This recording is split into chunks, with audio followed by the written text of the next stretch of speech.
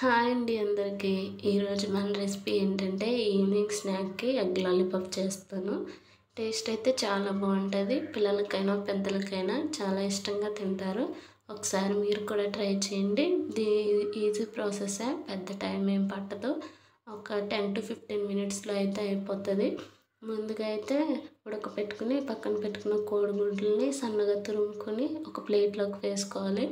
అందులో సన్నగా కట్ చేసి పెట్టుకున్న ఉల్లిపాయ ముక్కలు, పచ్చిమిర్చి, కరివేపాకు, కొత్తిమీర, అలానే 2 టేబుల్ స్పూన్ల బియ్యం పిండి, రుచికి తగినంతగా పసుపు, సాల్ట్, అలానే కారం, కొద్దిగా అల్లం వెల్లుల్లి పేస్టు, గరం మసాలా కూడా వేసుకుని బాగా మిక్స్ చేసుకోవాలి.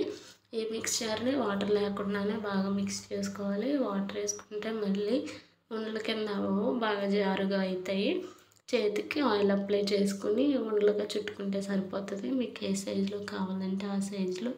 ఎందుకంటే పక్కన మనం ఎలాగో ఎక్స్ట్రాగా కోటింగ్ అనేది వేస్తాం కాబట్టి పక్కనే కోడిగుడ్డు పగలగొట్టుకొని ఒక బౌల్లోకి వేసుకొని అది బాగా మిక్స్ చేసుకున్నాక మనం ఉండలు చేసుకుని పక్కన పెట్టుకున్నాం కదా, ఆ ఉండలు అనేది అందులో వేసుకొని బాగా డిప్ చేసి పైన బ్రెడ్ స్లైసెస్ని బాగా పొడుము చేసుకుని ఆ పొడుముని పైన కోటింగ్ చేయాలన్నమాట.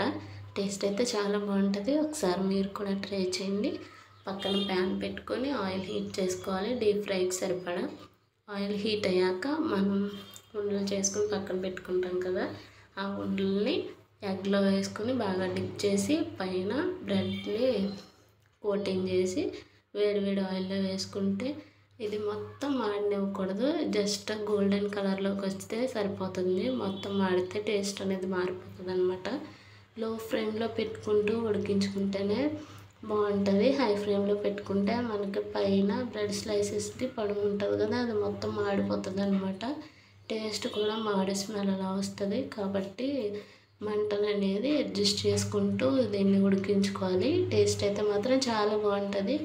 ఒకసారి మీరు కూడా ట్రై చేయండి. ట్రై చేసి ఎలా వచ్చిందో ఏంటో నాకైతే కామెంట్ చేయండి. పిల్లలు మాత్రం చాలా ఇష్టంగా తింటారు. ఒకసారి ట్రై చేశాక నాకైతే కామెంట్ చేయండి. ఇవి ఉడికాక ఒక బౌల్లోకి తీసుకొని టమాటా కెచప్తో తింటే టేస్ట్ అయితే మాత్రం చాలా బాగుంటుంది. వీడియో నచ్చితే లైక్ చేసి నా ఛానల్ని సబ్స్క్రైబ్ చేసుకోవడం మర్చిపోకండి. ఇంకా మీకు ఏమేమి రెసిపీస్ కావాలో కామెంట్ సెక్షన్లో అడిగేయండి. గోదావరి స్టైల్లో అయినా ఆంధ్ర స్టైల్లో అయినా ఏమేమి రెసిపీస్ కావాలో కామెంట్ చేయండి. వీడియో నచ్చితే లైక్ చేసి నా ఛానల్ సబ్స్క్రైబ్ చేసుకోండి. Thanks for watching.